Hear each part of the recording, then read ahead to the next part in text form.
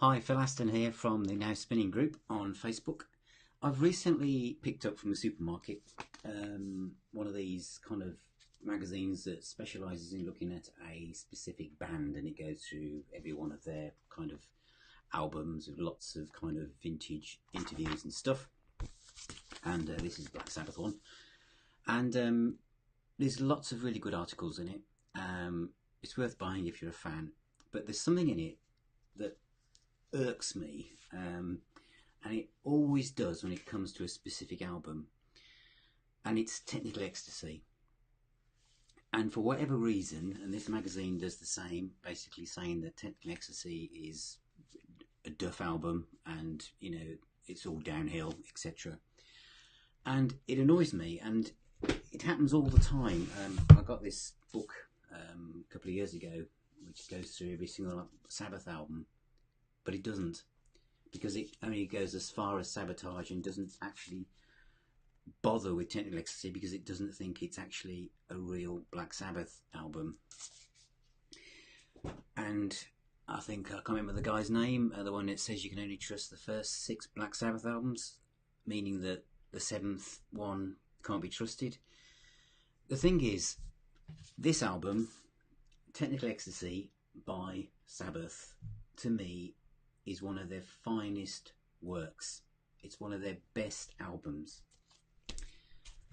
I was there in November 76 with my friends. This is before the internet, it's before Sky TV, it's before Rock TV, it's before videos.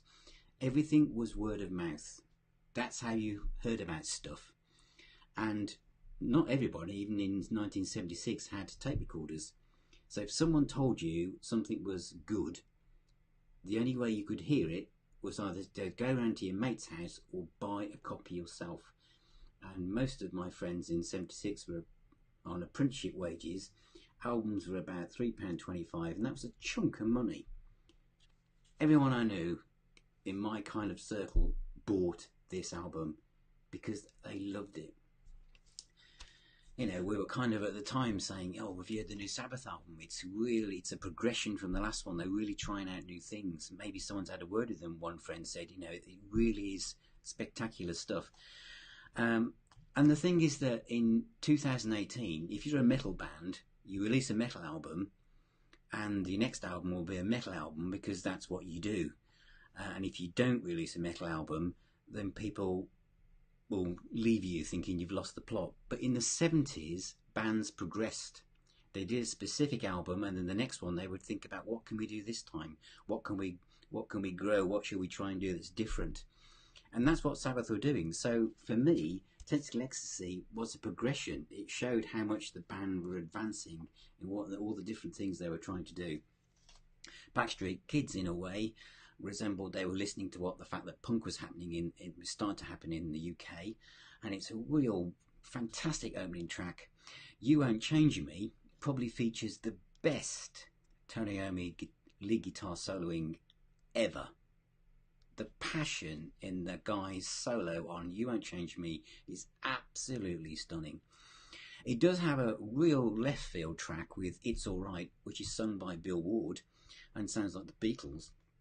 And the following track, Gypsy, actually has overtones of Queen in the vocals, but the magazine I showed you at the start of this video states that the track Gypsy is like 2 stars.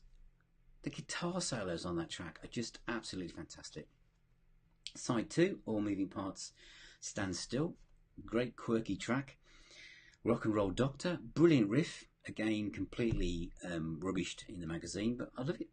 And She's Gone, one of the best ballads I think anyone could have done, and Ozzy's voice on that ballad sounds so emotional. It's brilliant. And of course the track that's still in the set list today, Dirty Women, which is typical Sabbath stuff, lyrically perhaps not, but yeah, as far as the riffage is concerned and the solos, the band are on fire.